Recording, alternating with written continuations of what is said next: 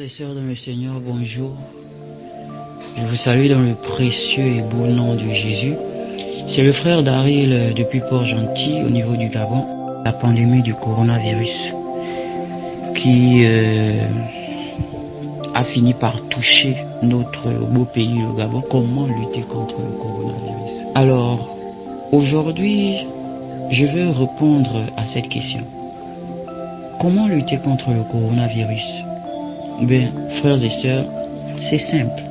La seule chose à faire pour lutter contre le coronavirus, nous, en tant que chrétiens, mais aussi les non-croyants, c'est de chercher sans relâche le Seigneur. Pourquoi? Parce que la recherche du Seigneur produit ce qu'on appelle la foi. La foi étant une ferme assurance des choses que l'on espère, une démonstration des choses que l'on ne voit pas. Qu'est-ce que l'on ne voit pas lorsqu'on est atteint du coronavirus? C'est la santé. Or, la foi est capable de ramener du monde spirituel au monde physique la guérison. Alléluia. Donc, comment lutter contre le coronavirus? En recherchant sans relâche la présence du Seigneur. Je vais soutenir mes propos en allant dans le livre d'Éphésiens 5 au verset 16. Puis on ira dans le livre d'Ésaïe 55 au verset 6. La Bible déclare dans le livre d'Éphésiens 5 verset 16, « Rachetez le temps, car les jours sont mauvais. » La Bible ici nous demande de racheter les temps. Racheter le temps, c'est se comporter d'une façon autre. Racheter le temps, c'est élaborer des compromis. C'est faire des compromis. Comment vivais-tu avant la pandémie du coronavirus? Rachète le temps, car les jours sont mauvais. C'est-à-dire, fais un compromis. Fais ce que tu n'avais plus l'habitude de faire. Tu avais perdu l'habitude de prier, recommence à prier. Tu avais perdu l'habitude de jeûner, recommence à jeûner. Tu avais perdu l'habitude de méditer, recommence à méditer.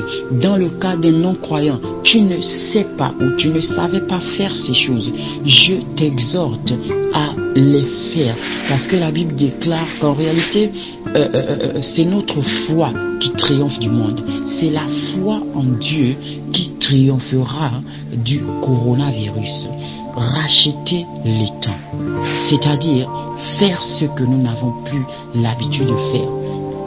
Revenir sur de nouvelles bases, nous ressaisir en un mot, nous pencher plus sur Jésus que sur ce que nous voyons. Une question demeure, marchons-nous selon notre vue ou selon notre foi? En vérité, racheter le temps, c'est marcher selon la foi maintenant.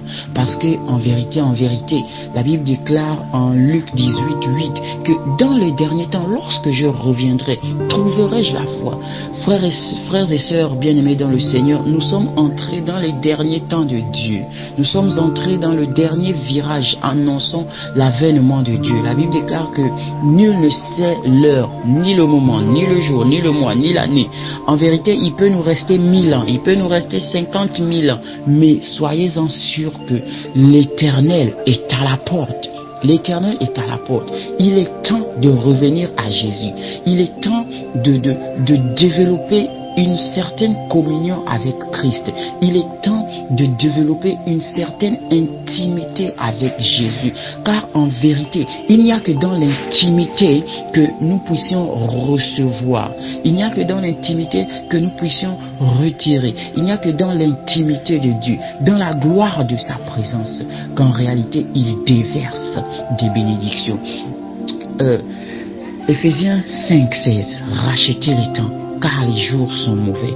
Je vais venir dans Ésaïe 55 au verset 6.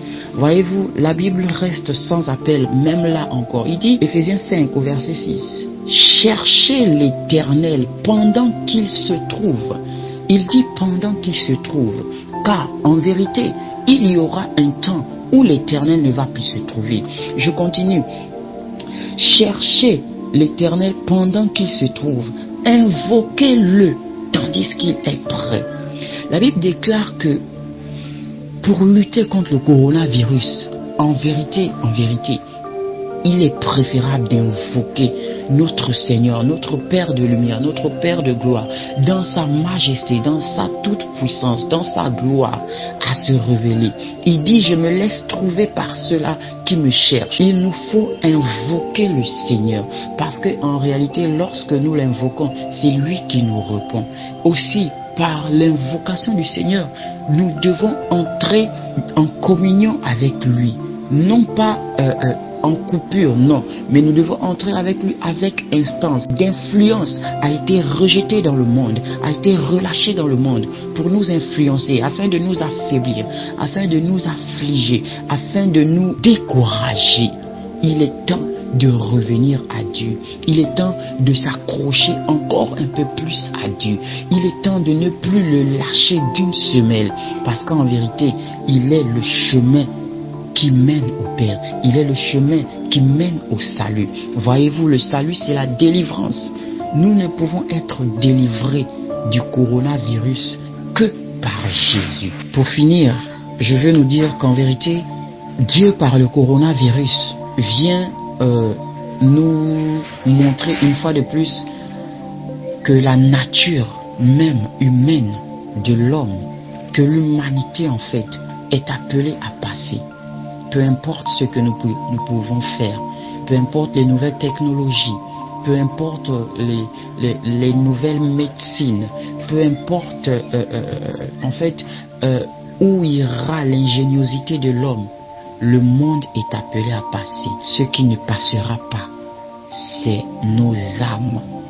Nos âmes ne passeront jamais, mais nos corps charnels, tout ce qui est matériel, finira par passer. Par le coronavirus, Dieu veut encore insuffler une nouvelle dynamique. Il veut insuffler un nouveau réveil, un réveil de conscience. Un réveil de conscience. Parce que beaucoup de gens avaient mis leur confiance dans la médecine, dans la science, dans les mathématiques, dans la physique, dans la sagesse, dans la connaissance, dans l'ingénierie.